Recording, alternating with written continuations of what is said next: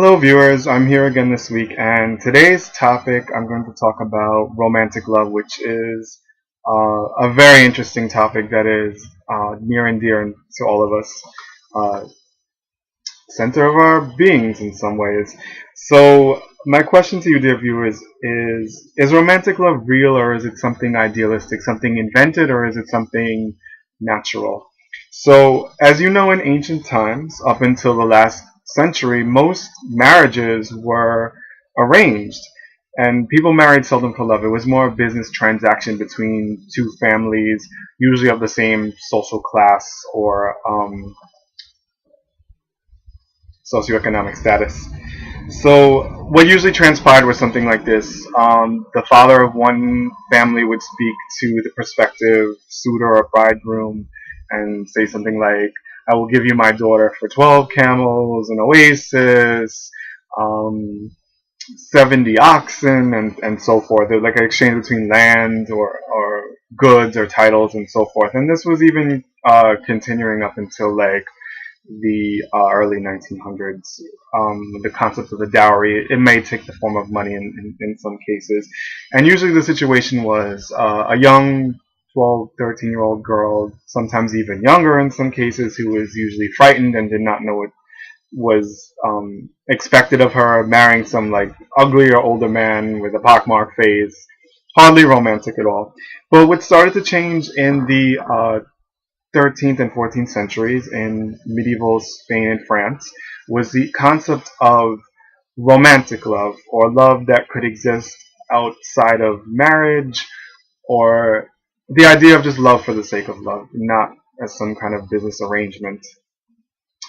And studies show that this form of love may have developed in the poems and stories of the Persian and Arabic courts in the Middle East, and from the Middle East to North Africa and up into Spain, where it spread to France and then the rest of Europe.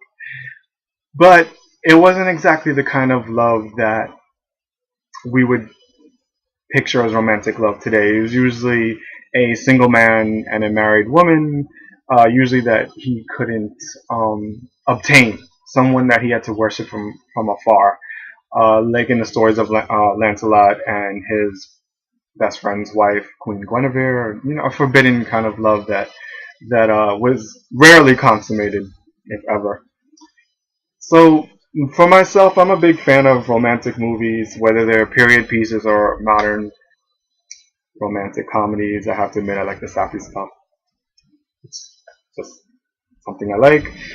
One of my favorite love stories is Jane Austen's Pride and Prejudice, and there have been several film adaptations from the 1940s onward.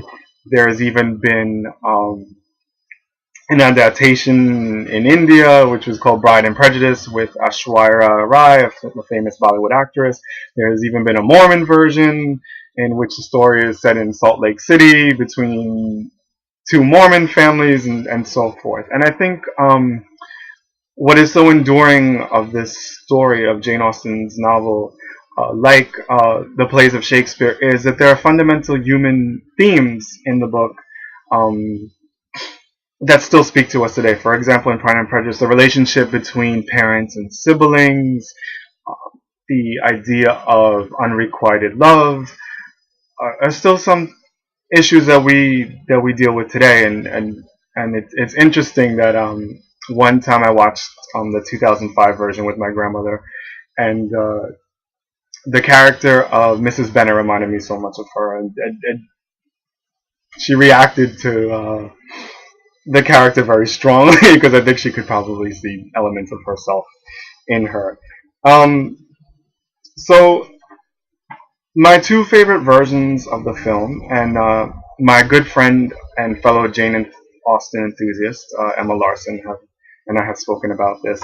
There's the 1990s version with Colin Firth and Jennifer Ehle, who actually got married after they were together as the two main characters on this, and the 2005 version with Keira Knightley. And both are very different.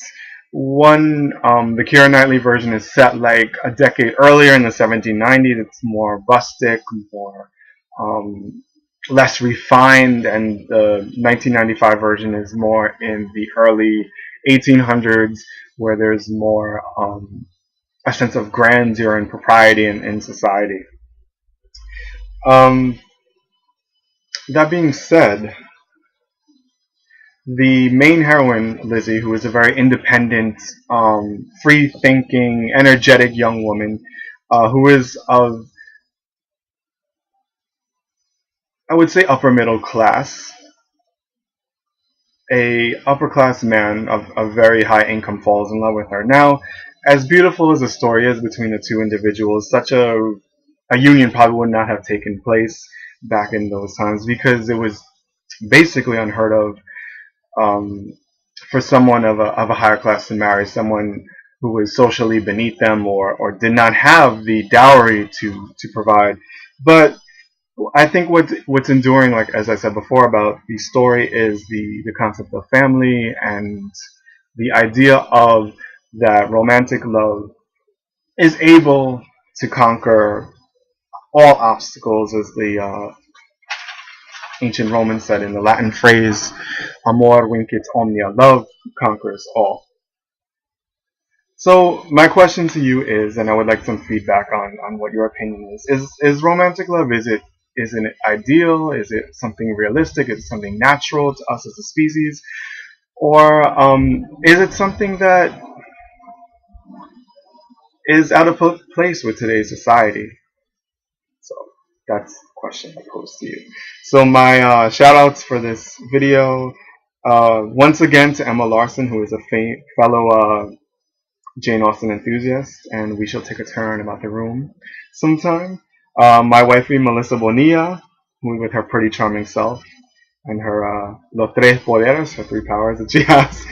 Mi hermanita Nicole Quiñones, who I spoke with recently. Ella tiene un corazón del oro. She has a heart of gold. Y mi sobrina favorita, Swagitarius Prime, bendiciones. And to SH, you know who you are, from Korea with love. And if you have love in your life, please treasure it. Thank you.